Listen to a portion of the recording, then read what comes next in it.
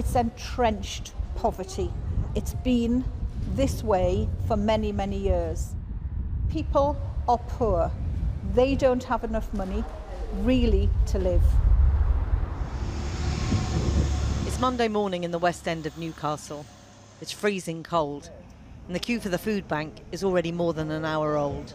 Sliced bread, please. Yeah, thank you. This was one solitary operation back in 2013. Now it's one of 7 food banks they run across the city. Its demand has risen over the years. And then, the pandemic. Chris needed urgent help with her housing. Well, do you remember that? As councils and support agencies observed the lockdown rules, people barely clinging on were left adrift. So problems which piled up for Chris, now compounded by the rising cost of living. I get stressed, I get depressed. It gets harder and harder every week. We're seeing energy prices go up. How is that going to impact you? Well, can't afford to put gas and electric on most times. You put money on and it doesn't even last a week. What have you seen in the queues over the last few months?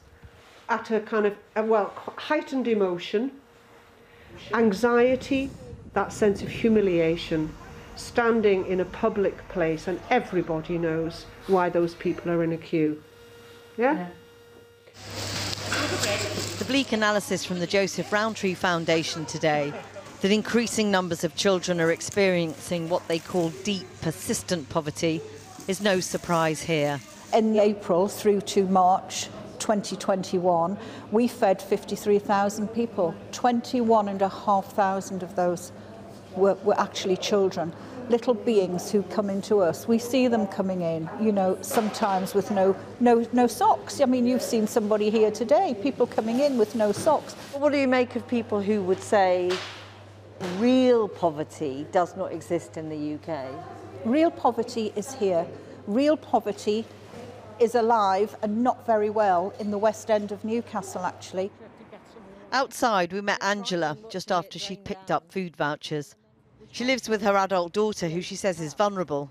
They both rely on universal credit. Me and my daughter have sat in a cold flat for over a week because we can't afford to put any gas on until I get paid the next time.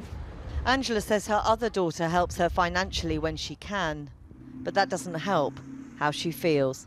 It's degrading. It's not fair because I should be looking after them, not the other way around. Even though they're grown up now, you still, as a mother, I still should be looking after them. I mean, the government would say, you know, there are a lot of vacancies out there, people should work if they can. I agree, there certainly is. But it's going out and actually getting someone to ring you back or give you a chance of an interview at least to get the job. The government's message on jobs perhaps not helped today, with new figures showing the North East now has the highest unemployment rate in the country, and the unemployment rate for women, unusually, higher than men. The idea of a cost of living crisis which is somehow new or looming just doesn't fit here. For so many of the people we've been speaking to, they've been living in or on the edge of crisis for so long it's almost normal, unable to provide even the most basic things for their family, food, heat, light. They're in no doubt that rising inflation and spiralling fuel prices will hit those already struggling the most, the hardest.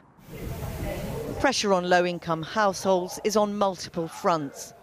The government points to a variety of schemes to help with energy costs and says changes to universal credit, for people in work at least, are leaving them better off.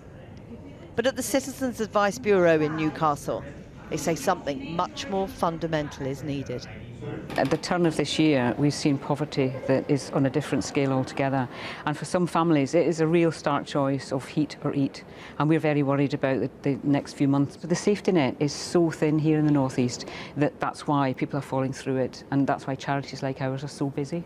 And presumably that's why the promise of levelling up has to deliver. The promise of levelling up can't come soon enough for us, but we're worried that it's going to be short term, it's not going to be enough, and it's not going to be targeted at the people who really need to benefit from it. And for us, that's families that are really struggling in poverty. But even talk of levelling up is too distant a promise for many here. They need something more concrete right now, when getting through the winter is such a difficult prospect.